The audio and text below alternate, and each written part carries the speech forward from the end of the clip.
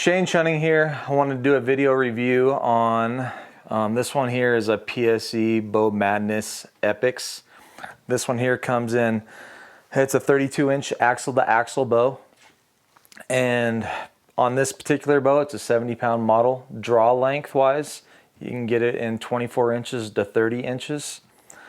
Really solid bow. It's one of the mainline bows in your box stores. Very good forgiving bow. Shootability wise is right up there. There is some different machined pockets that make this bow a little bit price point wise to hit the box stores. So some of your composite pockets and stuff like that bring the price down, different limbs and so forth. Some of those items bring those prices down, but the shootability of the bow itself is still there.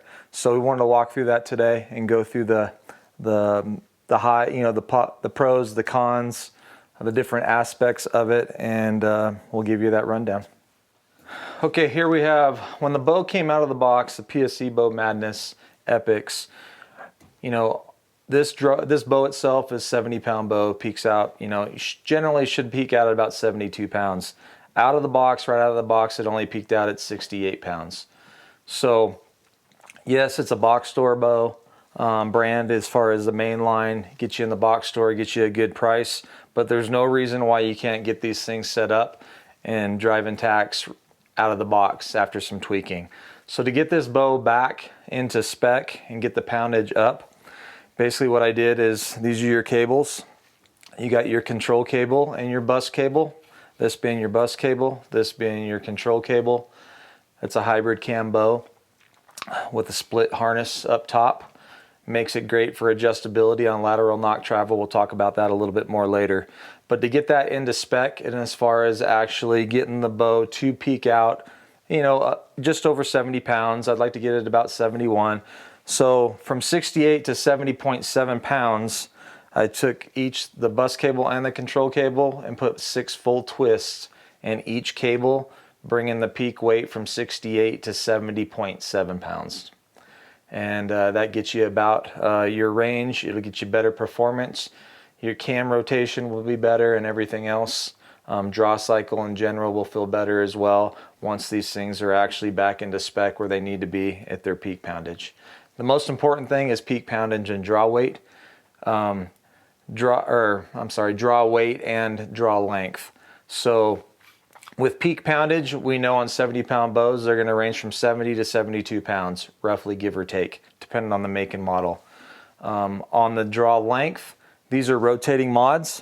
So PSE has a rotating mod. That's easy to change your draw length. So even some of the box store bows are going to draw long. So technically speaking, if you're a true 28.5 inches, you get a bow in the box stores, it might actually, when you put it on a draw board, it might draw 29 inches. But with the rotating mod and not having the ability to change that very easily, you can accommodate your draw length regardless. So anyways, we'll go from there, and I'll show you the breakdown, setup, knock height, center shot. We'll go through cam sync and all that stuff and how to correct different things that we're finding downrange when we get to fine tuning. Okay, here we're going to start off with basically your center shot and your knock height when you're setting up for a rest. This here, we're happen to be using a QAD HDX rest. Drop away rest. This cord here is going to end up tying to your down cable. That'll actually tie to that. We'll show that as well and how I go about doing that. I don't like using the clamps that they come with, but I'll serve that directly in through the string, or the cable itself. So for this particular bow, pretty much if you took an arrow down, and this is, it can be fairly close to standard with quite a few bows to give you a good starting point. Manufacturers usually recommend anywhere from 3/4 to 13/16 as a starting point for your center shot. Center shot being basically measuring off the edge, leading edge of the riser to the center of your shaft, center of arrow. So that is referred to as your center shot. Knock height is basically from where your arrow is knocked to the position in relation to the aim string itself. So a good starting point roughly on this particular bow, I'm going to run this one at 3/4 to start. We'll run it at a 3/4 center shot. again 3/4 off the edge of the riser to the center of shaft. And I'm going to start this one here at, you'll go with this, get that to knock or aim string at level, which is right there, and bubbles showing. I'm actually a little knock low right now, so I want to actually lower my rest and bring this down a touch and get me to about knock level. That'll be a roughly good starting point for your fine-tuning process. So I'm going to take this and adjust basically this Allen here. You're going to loosen that up and lower that just slightly.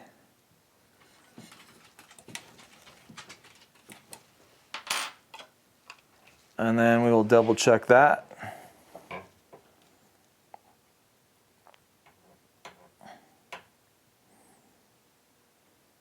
Okay, aim strings level, and we're setting it a level knock height. So that would begin, that's a good starting point. So for rest position, once you set up, aim string level, rest 90 degrees from the aim string, being knock level, and we'll go from there. We'll fine tune that. I'll go ahead and set it up. We'll do a clip on the, getting the draw cord in, or from the rest itself, tying that into the down cable, and we'll show you that as well. Okay, earlier we talked about the split harness up top, as far as adjustment wise, controlling lateral knock travel. So between the rest adjustment and the particular pre-lean that's in that cam, which is going to be controlled by how many twists you have in your bus cable, and that's on each side of the yoke. So you can add twist, take away twist, you can lean this cam one way or the other, and what that does is change this impact slightly of where the aim string is from center and how it relates to your center shot on your rest. So by doing this, that controls your left and right. So if you have a left tear or a right tear and so forth, and you're getting ready to fine tune, those tears are showing up. Rest adjustment left to right and yoke adjustments twisting one or the other can take care of that, and we'll go into that more in depth. But for a good starting point on any of your cams for pre-lean, take an arrow, run that down to the left side for a right-handed shooter, and you're going to want that arrow, that right edge of the arrow, coming down at your knocking point, and it'll intersect the string. So that right edge of the shaft will tuck right behind the center of the aim string. That's usually generally a good starting point to get you in the right range for your pre-lean on that top cam. Now, if it's not there, you can take and add twist away from the yoke to get you to the point where you need to be. So we'll follow up with more of that later. Okay, here we're back in the press. Our next step is going to be basically getting the rest cable itself, the cord itself, down into the bus cable, which is your down cable. So you got your control cable, your bus cable, and your bus cable, basically when you're drawing the bow, that is your downward motion cable. A QAD HDX rest, that actually goes to your down cable. So what we're going to do, I've already released some tension. You always want to do minimal on the limbs, so these limb tip style presses like the Easy Press, a great way to do it. There's less stress on the limbs than even draw with them when you draw the bow. So this is a great way to do it on a limb style press. Barely turn that in, you have all the slack you need. We're going to split this bus cable basically in the center of the cable itself, equal amount of strands. And I'm going to feed this rest cord basically through that. And for lengthwise to start, you want it basically towards the end of the rest, end of the grip. So you got your throat of your grip. Towards the end of that grip, the bottom of your hand is basically where you want to actually set this. That just gives you better rest timing as far as functionality of the rest in general, and support as far as the arrow goes. So we'll do that. We'll release the tension back off of that. So now we have basically rest cord completely through the cable itself. We'll end up tying that in after we make some fine-tune adjustments. Now for me personally, I don't recommend this without a safety release, one that doesn't fire per se, but when you're drawing the bow back, I do these all the time, so it's no big deal. But for rest timing now, there's lines basically on these rests. You got a line here and an impression on the actual rubber knob itself. At full draw, you want this rest to raise up about an inch before it hits full draw. So to do that, after this rest is in, you have no secure adjustments here. It'll actually slide. So when you're drawing the bow back, I'll look at that. There's no tension whatsoever on the cable. I'll bring that back down, fish this through, pull some more slack, and then draw it again. There's still no tension on it. So we'll fish more through. Feed that through.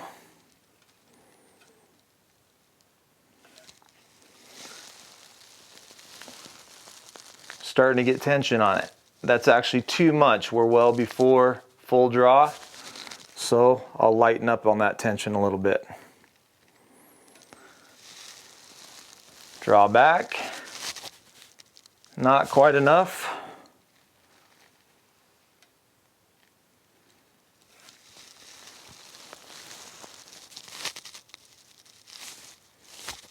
And that's hitting full position, upright position, about an inch or so before you get to full draw. So for a good starting point, you're about 2/3 down the grip. That's fed through. We got proper tension on the back end.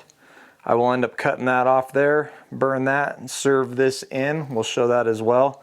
But that's a good setup and a starting point to get things going. Okay, here we're mounting, we're getting ready. We got our preliminary setup going. We got the pre-lean taken care of, our rough position for our rest for knock height and center shot. We got those adjusted. We also have our rest cord itself fed through the bus cable, and we'll serve that in later. I'll go through the tuning process first. Once I know I don't have to make any more adjustments there, I'll serve this in and we'll show that as well. But we're gonna mount a sight. This is just temporary sight I'm throwing on here to start some of my fine tuning process. So I'll mount this. To know you're close from left to right as far as that goes, obviously you want to start close up at the target. You don't want to be missing it 20 yards right off the bat. But to get you close left to right, if you sight down your pins and your shaft, most bows are going to have the pin slightly to the left of center of shaft. To give you a rough idea, you can start in that position. So we'll adjust this, get that close, get that fairly lined up so the pins are just to the left, and then we'll move to the target and start shooting. And I'll be shooting a fletched arrow and a bare shaft, and I'll show the reactions the bare shaft makes in relations to the fletched arrow and the corrections that need to be done to get the most all your lateral and vertical knock travel out of the bow. Okay, here we went through all our preliminary settings to start the fine tuning process, and basically all your fine tuning is going to come with the shooting of the bow itself. And we'll walk through that right here. I adjusted the sight, so basically I'm a little bit off center to the shaft itself. Now up and down, I still don't know that, but we're about, I don't know, 7 feet from the target right here. I got a blue rooftop nail in the target itself. I'm going to use that as a reference, and I'm going to aim right on that and see how my left and right is to start. Now this is a fletched arrow to start, so I want to be close.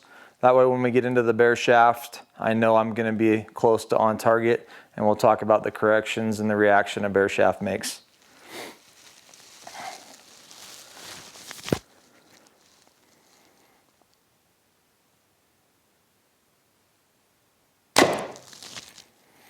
Okay. As you can see, I'm not worried about up and down right now. I'm only about 7 feet from the target, but I am pretty much dead in line left to right with the blue rooftop nail. Okay, we just got done shooting that fletch shaft. I left that in the target. Now we're going to move on to the bare shaft and see the reaction and what that makes in relations to the bare shaft. Right now, I'm going to shoot just off center a little bit, just so I can I want to try to shoot at about the same elevation as the fletch shaft. But for right now, I'm only looking at entry of shaft. So the tail end of the bare shaft actually being left, being right, and not true straight with the fletch shaft on entry.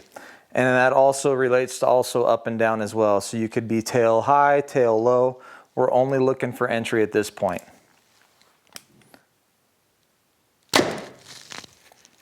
Okay, on entry, this bare shaft is tail right. On entry, we'll do a little close-up view of that, and we'll show you the difference between the two and how to make those adjustments to correct those. Okay, as you can see, we have the fletch shaft here, entry-wise. We have the bare shaft here. I was a little off on my up and down just to get you close, but I just wanted to show you the tail. This one here is showing a tail right in relationship to true entry into the target. Now granted, this is only at 7 feet back, but this is a starting point. So once you're close, I'm going to pretend we're really close right here. I know just because I'm used to the reactions and I know what it takes to make these straight. I'm going to drop back to about 10 yards and you're going to see this tail right reaction even more exaggerated. So the farther you go back, the farther you're going to see these reactions with the bare shaft, and the farther they're going to basically be exaggerated versus the clean entry of a fletch shaft. Okay, I left the fletch shaft in there on entry. That gives us a reference point. Drop back to about, I don't know, 8-10 yards right now. I'm at 8 yards. And I left that in there. I'm going to go ahead and dial in and get me close to the same elevation as that fletch shaft now. I don't know what my vertical adjustment is, but we'll find out here. I don't want to go too far back because I'll probably completely miss the target. So, okay, now as you can see, we haven't adjusted our vertical adjustment on the sight yet. So obviously my impact point was way high. I'm going to go back, we'll adjust that now, bring that down. So with your pins, you're always going to chase your arrow. So if you're high on your arrow, you're going to want to move your pins up. Okay, we're back here again at 8 yards. Fletch shaft is in the target for entry, clean entry. I added another blue rooftop nail just so I can have as a reference point. I don't want to be hitting that shaft and busting arrows. So, but at the same time too, I want to keep it on a parallel plane roughly with that arrow so we can see the difference of the bare shaft and the entry that it's making into the target.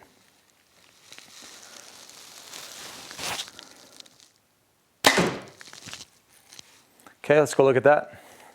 Okay, here we are again. This one here, fletch shaft, true entry into the target. As you can see, back at 8-9 yards, that tail right is showing up quite a bit now, and we're not even back to 20 yards yet. So that would show you that there's definitely adjustments that need to be made. We'll shoot another clip of coming at the side, and we'll show you the knock high or knock low entry from the side. So there's actually two adjustments right now that need to be made. We need to actually correct the lateral portion so we can have clean entry, and we also have to adjust the vertical portion so the tail entry is not too high and not too low, and a clean entry as well. Okay, here we're back at the press. We know with the bare shaft we have basically a tail right condition and actually a tail low condition. So what a tail low tells me is we're going to make that adjustment either out of our rest for our knock height, and right now we know we're sitting knock level, or we're going to make that out of cam rotation. So you have two things that can correct a tail low and a tail high: cam rotation itself in general, or the rest height. We're going to go ahead for now, we'll leave our rest at knock level, and we'll change the rotation of the top cam and how they sync in general together between one and another. So to get our left, so right now we're tail right. So anytime you have a tail right, which is basically a left tear, a right tear in paper, is basically a tail right. To bring that back to where you need to be, that's telling us the bare shaft impact, the farther we go back at 20 yards, you're always going to have your broadhead. Your broadheads are going to fly in line with your bare shafts. Your bare shafts are actually more sensitive than your broadheads. So if you have a tail right condition, that means your broadheads and your bare shafts, the farther you go back, are going to impact farther to the left of your fletched arrow. So to bring that back, we're going to add twist to the right side to correct a tail right condition. So impacting left, tail is right. We're going to adjust from the split yoke harness and add twist to the right side. I'm going to go ahead and add 2 full twists. Basically 2 full twists in the right side of this yoke. So that's 2 full twists.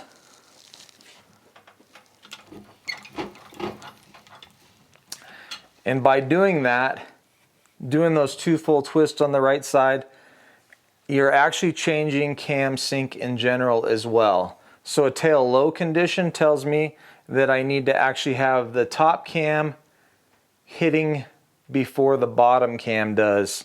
Now granted, this only has 1 stop on the bottom cam, but theoretically what you're doing is you're bringing that rotation of the top cam ahead of the rotation of the bottom cam. So you're correct. I'm going to try to correct 2 things in one shot right here. I'm not touching the control cable, only touching the bus cable. That's changing rotation to correct a tail low tear or bare shafts high, and also basically a left impact of the bare shaft and a tail right of the bare shaft by 1 thing, just by the yoke itself. We'll see what we look like. Okay, we made those adjustments just now on the press. We basically added 2 full twists to the right side of the yoke to correct a tail right with the bare shaft. Or in other words, at say even farther distances, it would be broadheads even to the left.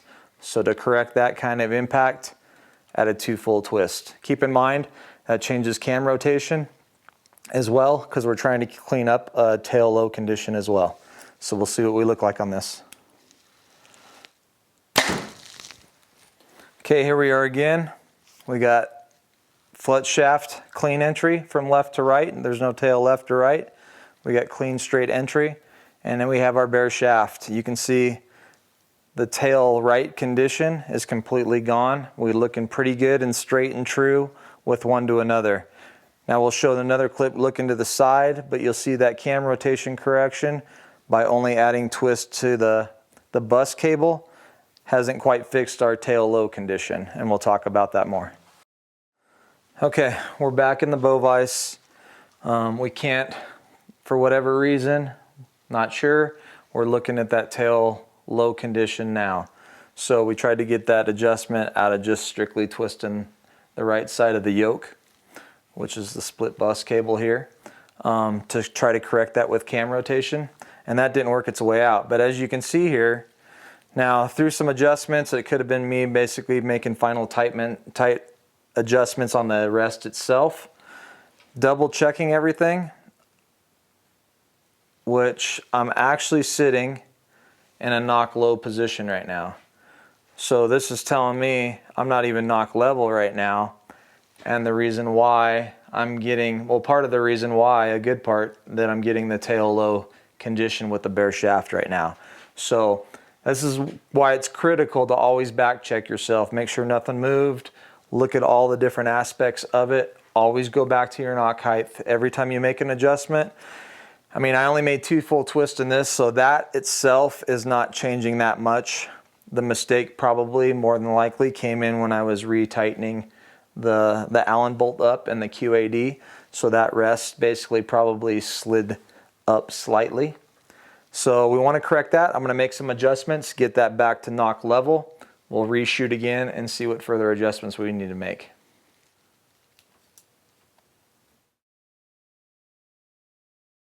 Okay, we're back off the bow vise, made some adjustments in the rest in general. Ended up lowering the rest, found out that we were basically knock low and didn't catch that originally. So either whether it was adjusting the rest, tightening it up, something moved on that part. So we readjusted. We're just a touch knock high right now. We're going to see what kind of entry we make. I'm going to go ahead and shoot the fletched again.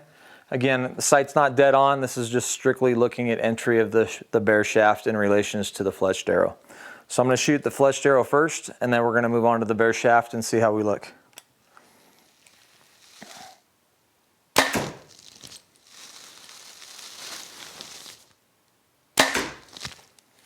Okay, let's go look at those, and we'll see what entry looks like.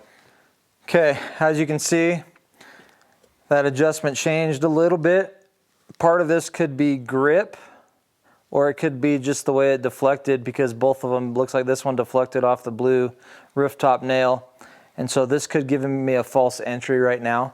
I'll be honest, the bare shaft actually looks pretty straight in relation to the fletched, and that's usually not what takes place. So I'm thinking I had a slight deflection off of this bare shaft, and that changed the entry. So we'll double check that. More importantly though, you can see our rest adjustment, and we'll take a shot at that. That's actually fixed our tail low condition, and these are running really parallel right now. Okay, I'm going to verify now. We saw the entry from a vertical standpoint, and that actually looks really good now with that rest adjustment.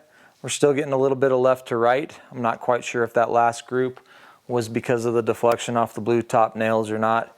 So I'm going to go ahead and shoot a fletched and the bare shaft again. We'll see what we're looking like.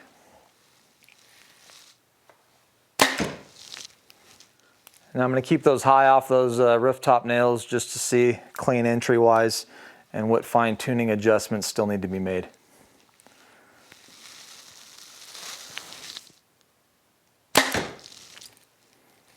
Okay, we're back at 15 yards. I wanted to shoot both just to see how we're looking at. Wanted to stay off the nail, make sure there was clean entry, no deflections. Didn't want to shoot right on top of one another. So as you can see right now with the fletched and bare shaft, if anything, this one's slightly to the left. And that could just be material into the target. Right now we know we're really close. Entry looks pretty straight basically from one to another, straight entry. And also the vertical entry looks really good looking from the side. So we're gonna go ahead, I'll fine tune the sight, dial that in right on impact point. I'll drop back to 20 yards and we'll see how we're really looking from one to another. Okay, on that last take we're at 15 yards. Looking at everything, look at an entry. Entry looked pretty true, enough to actually drop back to 20, get the sight dialed in. Close, I'm still want to be off the rooftop nail, just so I can still observe entry. But another thing worth noting is shooting a bare shaft. When you're getting down to the final fine tuning process and shooting in and making your fine tune adjustments, always tend to shoot the bare shaft first once you get to that point. And the reason I say that is if you shoot the fletched arrow first, chances are if you're that good, you're that accurate, you can get really close. A lot of times the bare shaft will actually hit and deflect off the fletched arrow, giving you false impressions of a tail left, tail right, tail up, tail down. So when you get to the fine tuning, shoot the bare shaft first. It'll alleviate some headaches down the road.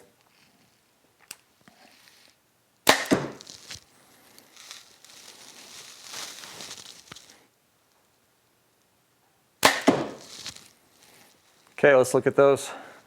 Okay, as you can see, we were at 20 yards, and basically you got your fletched and your bare shaft. I shot the bare shaft first.